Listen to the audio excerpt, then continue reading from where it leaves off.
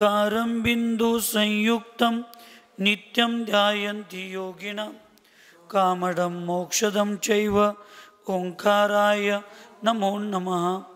अविरल शब्दगणोग प्रक्षालित सकल भूतल कलंका मुनिविरूपासितीर्था सरस्वती अर्तनोद्धुरितम् अज्ञानतिमिरां ध्यानं ज्ञानाञ्जनशलाकया चक्षुरुन्मीलितं येन तस्मै श्री गुरुवे नमः। श्री परम गुरुभ्यो नमः। परंपराचार्य गुरुभ्यो नमः। सकल कलुष विध्वंसकं श्रेयसां परिवर्धकं धर्म संबंधकं भव्य जीव मन प्रतिबोधकारकमिदं शास्त्रं श्री कर्णानुयोग दीपक नामधेयम् अस्य मूल ग्रंथकर्तार श्री सर्वज्ञ देवा सदुत्तर ग्रंथकर्तार श्री गंधर्देवा प्रतिगंधर्देवा तेषाम् उच्चानुसार मासाद्यं नेमिचंद्राचार्येण विरचितमिदं शास्त्रं श्रोतार सावधानतया शृण्वन्तु। मंगलं भगवान् वीरो मंगलं गौतमोगनी मंगलं कुन्दकुन्दाद्यो जैनधर्मोऽस्तु मंगलं सर्वमंगलमांगल्यं सर्वकल्याणकारकं प्रदानं सर्वधर्माणां जैनं जयतु शासनं वंदे विद्यासागरं वंदे सन्मति।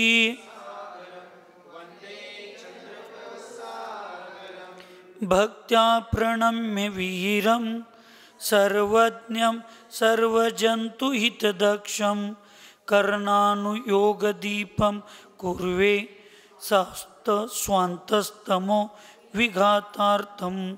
पंच परमेष्टि भगवान की, अहिंसामय विश्व धर्म की, सिद्धांत शास्त्र की, चारित्र चक्रवर्ती प्रथम पूज्य आचार्य श्री नेमिचंद्र जी महामुनिराज की, चारित्र चक्रवर्ती प्रथमाचार्य शांति सागर जी महाराज की, संत शिरोमणि आचार्य गुरुवर विद्यासागर जी महाराज की, शांत मूर्ति वत्सल रत्नाकर आचार्य गुरुवर सन्मति सागर जी महाराज की, 3,9 करोड़ महामुनिराजों की आज के आनंद की।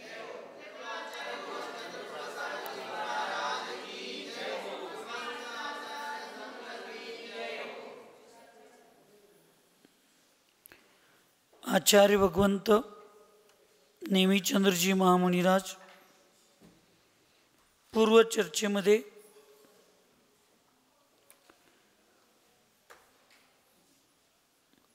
जीवांना जन्म देण्याच्या स्थानाला योनी म्हणतात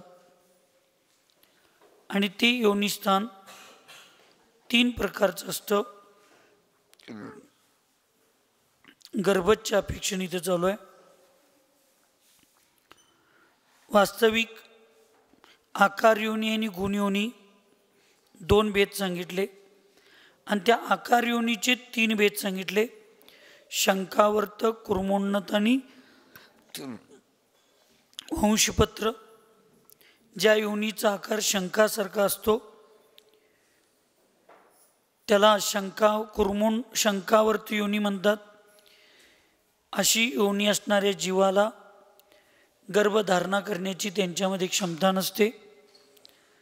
ज्या योनीचा आकार कासवाच्या पाठीवर असणाऱ्या त्या व्यवस्थेसारखा असतो त्याला कुर्मोन्नत योनी असं म्हणतात। या योनीवाली स्त्री तीर्थंकर, चक्रवर्ती, नारायण, बलभद्र या महापुरुषांच्या सोबत साधारण मनुष्यांना सुद्धा ती जन्म देऊ शकते। वंशपत्र योनीमध्ये वंशपत्राच्या समान लांबट आकाराची योनी असते आणि योनीवाली स्त्री साधारण मनुष्यांनाच जन्म देऊ शकते अशी चर्चा झाली। आणि त्याच्यानंतर सचित्त, अचित्त, सचित्ताचित्त, शीत उष्ण, शीतोष्ण आणि संवृत विवृत अशा प्रकारच्या 9 प्रकारचे सुद्धा योनीचं स्वरूप आहे अशी चर्चा पूर्व चर्चेमध्ये झाली। आज बघायचं आहे जन्म किसे कहते हैं, उसके कितने भेद है, जीव की उत्पत्ति को जन्म कहते हैं। जन्म के 3 भेद है, गर्भ जन्म, उपपाद जन्म और समूर्छन जन्म। जीवाच्या उत्पत्तीला जन्म म्हणतात। त्याचे 3 प्रकारे जन्म होऊ शकतो त्या जीवाचा। एक आहे गर्भजन्म, एक आहे उपपाद जन्म आणि एक आहे समूर्छन जन्म। स्त्री पुरुष किंवा नर आणि मादी यांच्या रज आणि वीर्यांच्या माध्यमातून स्त्रीच्या गर्भामध्ये एखाद्या जीवाचा जन्म होणे आणि त्या पुद्गल वर्गणीच्या मध्ये त्या जीवाचा जन्म होणे याला गर्भजन्म म्हणतात। उपपाद जन्मामध्ये त्या ठिकाणी विशिष्ट प्रकारची एक शय्या म्हणजे एक आसन असतं। त्या आसनामध्ये कोणत्याही नर पुरुषांच्या नर मादीच्या संयोगाशिवाय असं जी उत्पन्न होण्याची जन्म होण्याची जी शय्या असते त्याला उपपाद शय्या म्हणतात। आणि निसर्गाच्या विशिष्ट वातावरणामध्ये नर मादीच्या संयोगाशिवाय आपोआप वातावरणाच्या माध्यमातून जीवांची जी उत्पत्ती होते त्याला समूर्छन जन्म असं म्हणतात। त्याच्यात त्यांनी परत प्रश्न विचारला, गर्भ जन्म किसे कहते हैं, यह किसके होता है? नर और मादा की रति क्रिया के बाद रज और वीर्य मिलने से जो जन्म होता है उसे गर्भ जन्म कहते हैं। निम्न 3 प्रकार के जीवों के गर्भ जन्म ही होता है, जरायुज, अंडज और पोतज। नर आणि मादी यांच्या रतिक्रियामध्ये संभोगामध्ये संबंधामध्ये रज आणि वीर्य यांच्या एकत्रीकरणामुळं ज्या शरीराची निर्मिती होते स्त्रीच्या गर्भामध्ये त्याला गर्भजन्म असं म्हणतात। आणि हे 3 प्रकारचा गर्भजन्म होतो। एक आहे जरायुज, एक आहे अंडज आणि एक आहे पोतज। जरायुज जाल के समान मांस और खून से व्याप्त एक प्रकार की थैली से लिपटे हुए जो जीव पैदा होते हैं उन्हें जरायुज कहते हैं। जैसे गाय, भैंस, मनुष्य आदि। म्हणजे जाळ जाळी असत्या, जाळी आणि मांस आणि खून म्हणजे सप्तधातू म्हणा थोडक्यात, यांच्या माध्यमातून एक प्रकारच्या त्या पिशवीमध्ये जो जीव त्या पिशवींनी व्याप्त त्याच्या शरीराला, तुम्ही त्याला नाळ किंवा असं जे म्हणताय, असं जे जोडून त्याच्यामध्ये जो जीव उत्पन्न होतो त्याला जरायुज अशा पद्धतीने म्हटलं जातं। जसं आपण गाय जन्म देताना किंवा गाई आपल्या वासरांना जन्म देताना आपल्या डोळ्यांना आपण बघतो, म्हैस बघतो की एका विशिष्ट पिशवीच्या ह्याच्यामध्ये तो जीव येतो आणि त्याच्यातून पहिला पाय बाहेर येतो, मग ते ओढलं जातं आणि मग ते 2-4 तासानं 1-2 तासानं ते पडतं किंवा त्याला कट करून काढावं लागतं। अशा पद्धतीचं हे काय फार समजावून सांगण्यासारखा विषय नाही, हे सगळं तुमच्या प्रॅक्टिकली जीवनातलं अनुभवातले हे विषय आहेत। फक्त गाय, म्हैस आदी जे मनुष्य वगैरे जो जन्म घेतात कर्मभूमीतले त्यांनाही या पद्धतीनं भोगभूमीतले वगैरे मनुष्य आणि तिर्यंच्यांचा बऱ्यापैकी जन्म होतो. देव आणि नारकींचा तर उपपादच असतो. आणि काही मनुष्य आणि काही तिर्यंच समूर्छनसुद्धा असतात. अंडज, जो जीव अंडे से उत्पन्न होते हैं उन्हें अंडज कहते हैं. जैसे चील, कबूतर आदी. म्हणजे जे जीव या ठिकाणी अंडीतून उत्पन्न होतात, पण ती अंडीसुद्धा त्या गर्भातूनच बाहेर येत असते आणि त्याच्या अंडीतून परत तो जीव उत्पन्न होतो, त्याला अंडज म्हणतात. मग त्याच्यामध्ये हे सगळे पक्षी वगैरे सगळे बहुतांशी येतात. पोत, जो जीव आवरण रहित उत्पन्न होते हैं और उत्पन्न होते ही चलने फिरने लग जाते हैं उन्हें पोत कहते हैं. जैसे सिंह, हरिण, बिल्ली आदी. म्हणजे जे जीव आवरणाने रहित म्हणजे डायरेक्ट जन्म घेतात, आईच्या गर्भातून डायरेक्ट ज्यांचा जन्म, त्याच्यावर पिशवी मांसाची रक्ताची अशी कुठलीही पिशवी नसतं, डायरेक्ट जन्म घेतात, त्यांना पोतज म्हणतात. आणि ते जन्म घेतल्याबरोबर लगेच काय करतात, फिरण्यासाठी फिरत असतात, तर त्यांना असं म्हणतात. मग उदाहरण सिंह, हरिण, मांजर वगैरे ह्या सगळ्या गोष्टींचं उदाहरण तिथं आहे. उपपाद जन्म किसे कहते हैं और यह किसके होता है? संपुट शय्या एवं उष्ट्रादि मुखाकर बिलों में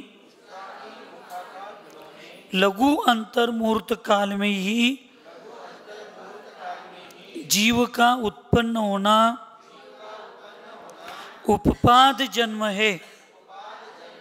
उपपाद जन्म देव और नारकियों के ही होता है.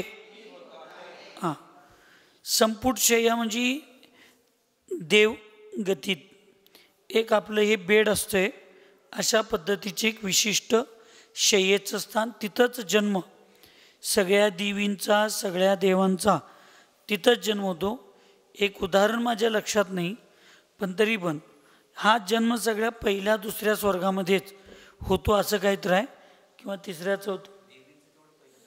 स्वर्गात जन्म होतो, तिथून सगळे देवी जन्म घेतल्यानंतर आपोआप ज्या त्या स्वर्गात जिथं त्यांचं अस्तित्व, हां, देव येऊन घेऊन जातात. कुणाला? देवींना घेऊन जातात. म्हणजे तिथनं सुद्धा घेऊन जायची पद्धत तिथनंच आहे बघा, स्वर्गातनंच आहे. त्यामुळं काय, हां, ती घेऊन जातात. हां, किती विशिष्ट आहे. इथं जमिनीवर महिला पुरुषांना काकत घेतात, तिथं देव घेऊन जातोय महिलांना. पुण्यच आहे की. मग देवी व्हायला चांगलं आहे, चांगलं आहे की नाही? हां, नाही. देवी वा, राणी वा, महाराणी वा, चक्रवर्ती वा, काही वा, स्त्री पर्यायात जन्म हा मिथ्यात्वाशिवाय होत नाही. आणि मिथ्यात्वपूर्वक जन्म घेणं हे पापकर्माचंच उदय. हां, तीर्थंकर माता असू दे, कुणी असू दे, जन्म घेताना नियमानं मिथ्यादृष्टीच असणार जन्म घेतल्यावर. म्हणून आमचे आचार्य भगवंत सन्मती सागर महाराज एक वाक्य कायम सांगत होते. ऐकायलाय का झोपालाय? ऐकायलाय? लोखंड होऊन फ्रीजमध्ये बसण्यापेक्षा सोनं होऊन गटरीत पडलेलं चांगलं. नाही म्हणत्या बघ ती जुगडेशानी. असं काय? हां, वय असं म्हणजे तुमच्यात वय आहे काय? आमच्याकडं असं म्हणजे सांगली जिल्ह्यात होय आहे. आता ते मला काही कळलं नाही. हां, कोल्हापूर जिल्ह्यात असं म्हणजे होय.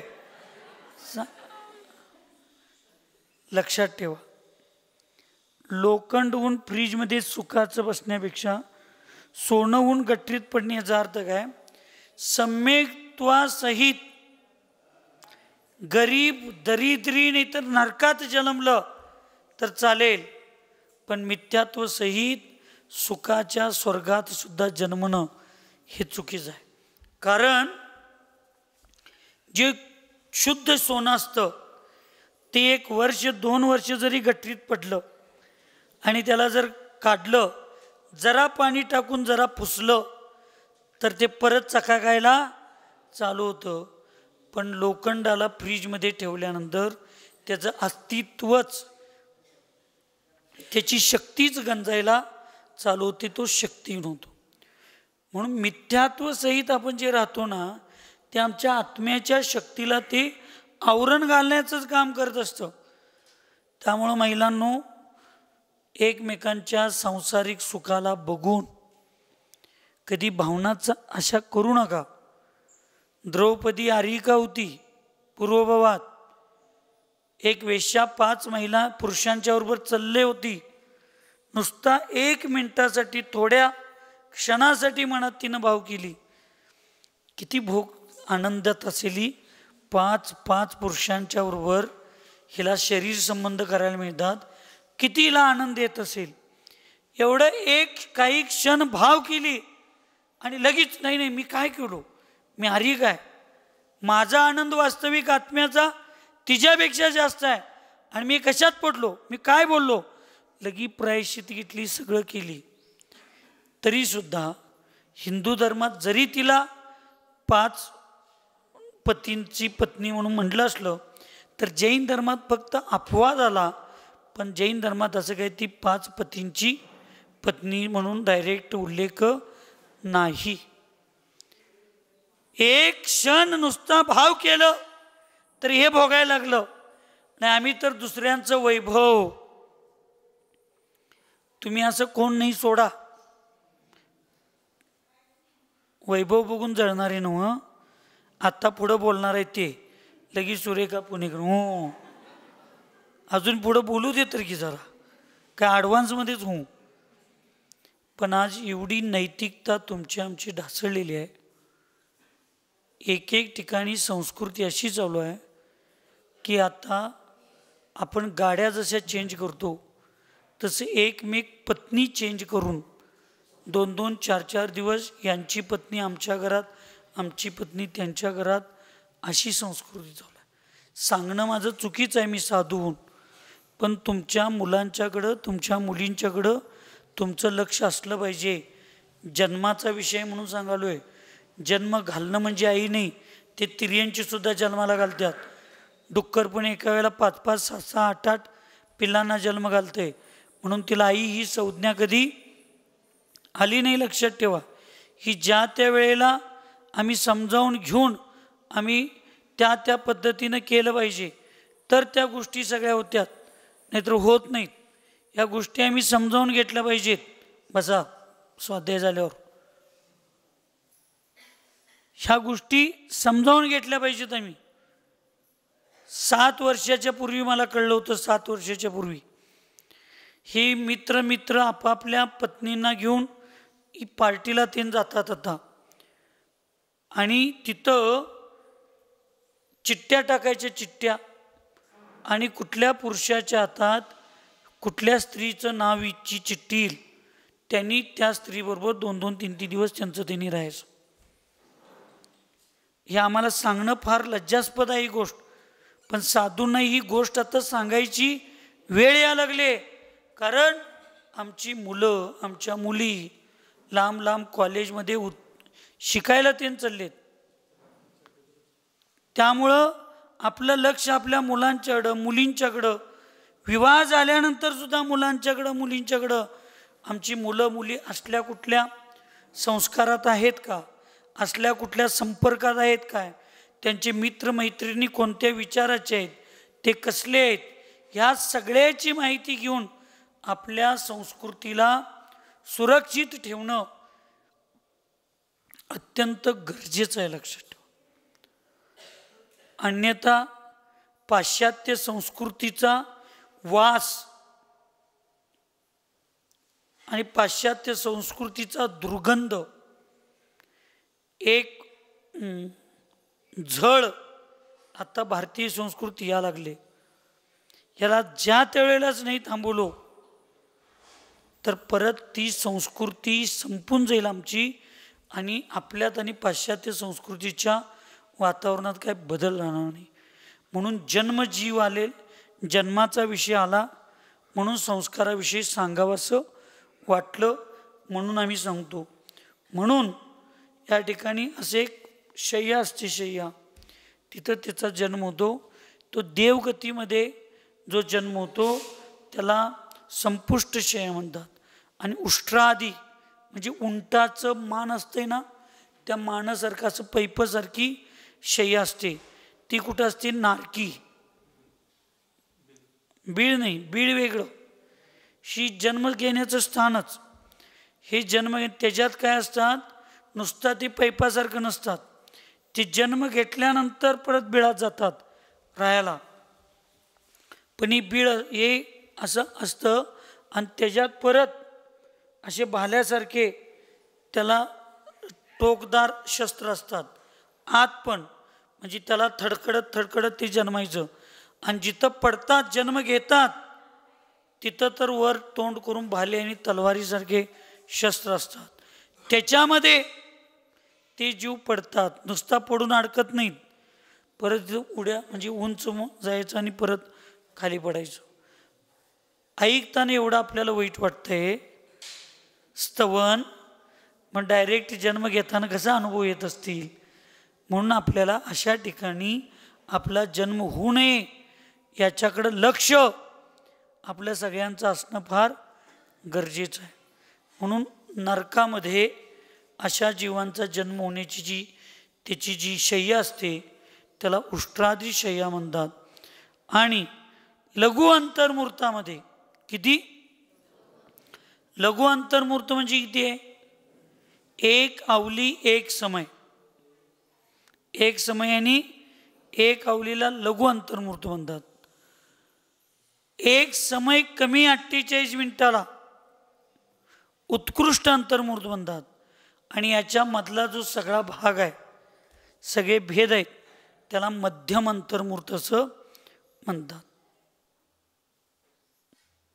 म्हणून अशा लघु अंतर्मूर्तामध्ये हा जीव जन्म घेतो. हे देव आणि नारकींच्या मध्ये यांचा जन्म होतो. समूर्चन जन्म किसे कहते हैं और यह किसके होता है? पुढं अजून विषयाचं विश्लेषणमध्ये येणार आहे, म्हणून मी नरक हे ते त्याचे कारण वगैरे आत्ता सांगत नाही. इधर उधर के परमाणुओं के मिलने से जो जन्म होता है उसे समूर्चन जन्म कहते हैं. समूर्चन जन्म मनुष्य और तिर्यंचों के ही होता है. एक इंद्रिय से लेकर 4 इंद्रिय पर्यंत त्रियंचों के नियम से समूर्चन जन्म ही होता है. समूर्चन जन्म वाले मनुष्य स्त्री पुरुष के मल मूत्र तथा पसीना आदि में उत्पन्न होते हैं. समूर्चन जन्म वाले मनुष्य अपर्याप्ति ही होते हैं. इधर उधर के म्हणजे इकंड आलं आणि तिकंड आलं असं नाही. जरासंध सारखं. इधर उधर की म्हणजे या वातावरणामध्ये थंड उष्ण आदी आदी अशा वातावरणातल्या काही पुद्गल परमाणूंचं एकत्रित येऊन त्या ठिकाणी शरीराची निर्मिती होते आणि त्याच्यात ते जीव जन्म घेतात. त्याला त्या ठिकाणी काय म्हणतात? समूर्छन जन्म असं म्हणतात. समूर्छन जन्म मनुष्य और तिर्यंचों के ही होता है. समूर्छन जो जन्म असतो तो कोणाचा होतो? मनुष्यांचा. आणि देव आणि नारकींच्या समूर्छन जन्म का नाही बरं?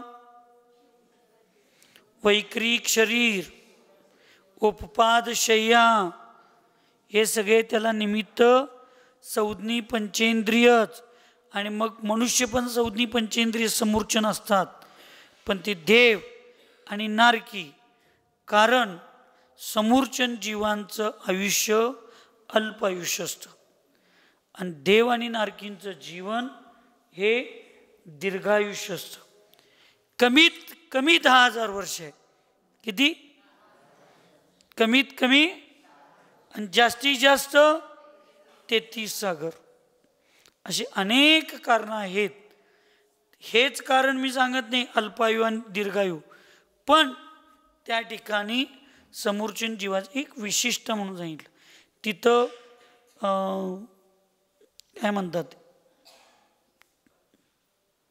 मरण, अकाली मरण. कुठलं? अकाल मरण देवगतीमध्ये आणि नारकींच्यात असत. अनेक कारणांच्या निमित्तानं हे फक्त मनुष्य आणि तिर्यंच गतीमध्येच समूर्छन असतात. एकेंद्रिय से लेकर, जी एकेंद्रियापासून 4 इंद्रियापर्यंतचे तिर्यंचे जीव नियमानं समूर्छन जन्म असतात. समूर्छन जन्मवाले जे मनुष्य आणि स्त्री पुरुष, हे स्त्री आणि पुरुषांच्या मल, मूत्र, घाम आदी याच्यामध्ये सगळे उत्पन्न होतात. समूर्छन जन्मवाले मनुष्य नियमानं अपर्याप्तच असतात. कसे असतात? ऐकायला का झोपायला? म्हणून साधूंनी, महाव्रतींनी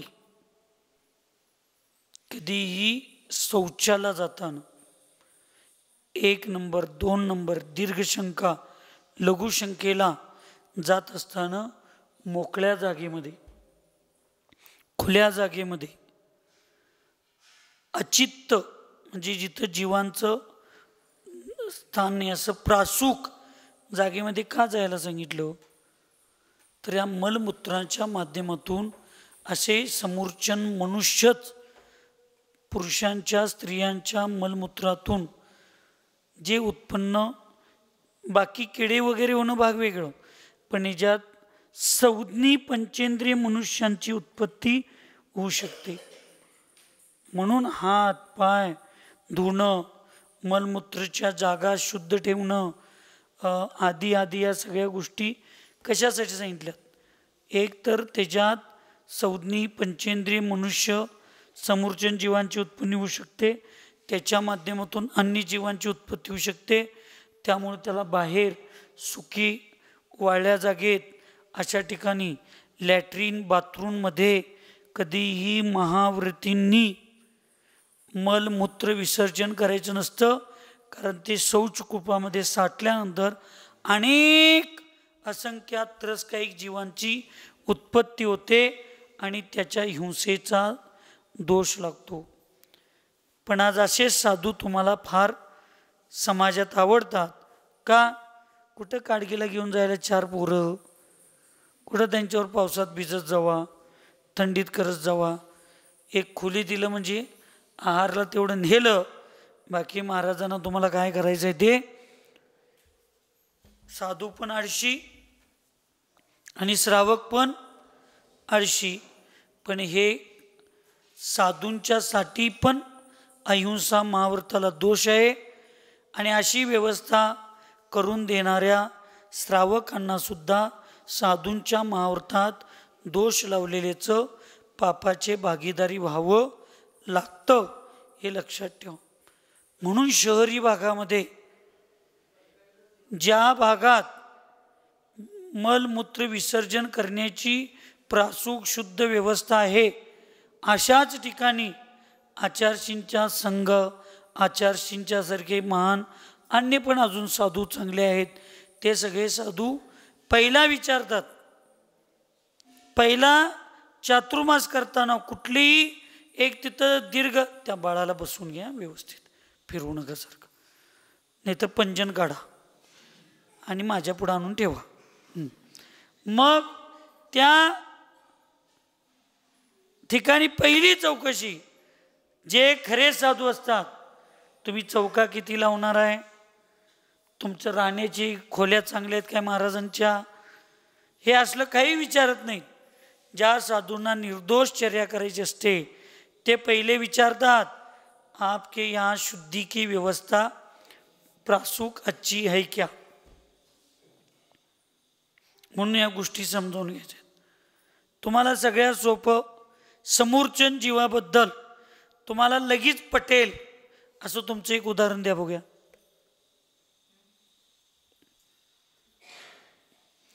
तुम्हाला लगेच पटेल. हा, जुगळे हुशार आहे की रे, जुगळे हुशार आहे. उवा लिक्का महिन्यातनं 2 तास तेच काम चालू असते की.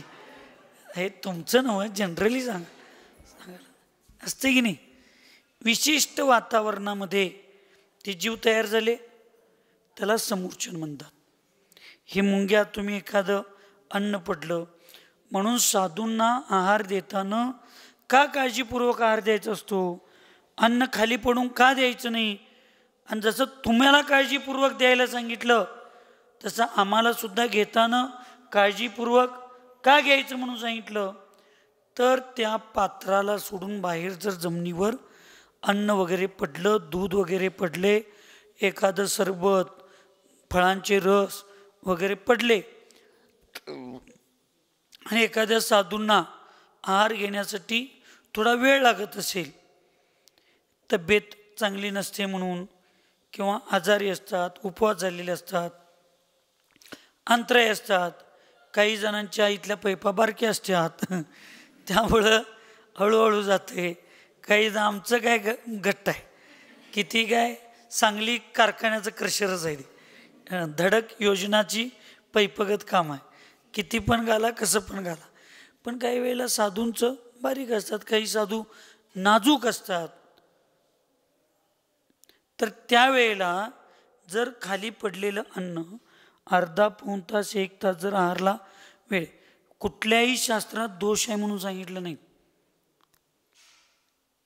1.25 तास आहार घ्यायला मूलाचारमध्ये परमिशन आहे. फक्त पाय उचलायचं नाही, हात सोडायचं नाही, मागं कशाला भिंतीला ते टेकायचं नाही. 2.25 तास ढिल्लच पडू नका. आज स्वयंपाकघरातनं तयार करून आणायला लागलं तर चालतंय, घ्या तुम्ही किती आहे. पण चर्येमध्ये आळस असता कामा नये, साधूंचे पाय उचलता कामा नये, एकीकडं बाक आल्यागत गुडघ्यात पाय वाकून असं नाही. तुम्ही ताट उभारून व्यवस्थित, साधू माताजी ऐलक महाराजचे ताट बसून पद्मासन, अर्धपद्मासनामध्ये बसून तुम्ही हात न सुटता, पायाची मांडी न बदलता 2.25 तास. त्यामुळे सौरभ, जेवायला लई लागते म्हणून महाराज झाल्यावर मिळत नाही, म्हणून महाराज व्हायचे विचार जर नसतील तर तू काय काळजी करू नको, शास्त्र सांगा लागले चालतंय. किती, फक्त एकदाच खरं, दुसऱ्यांदा नाही. मग हे असं जर खाली पडलं आणि जर त्या साधूंना वेळ लागत असेल आहारला, तर तिथं मुंग्या, तिथं सूक्ष्म समूर्चन जीव तयार होतात. आणि आम्हाला देवानं जरी डोळं पुढं दिली असली तर आम्ही जैन ताट आम्हाला वाकून चालायची आणि खाली बघून जायचं माहीतच नाही. आणि त्यामुळे तिथं जीवांना किती तुडवलं जातं, किती हिंसा होते. म्हणून हे का समजावून घ्यायचं आहे, जीवांचे भेद जाणून घ्यायचे नाहीत.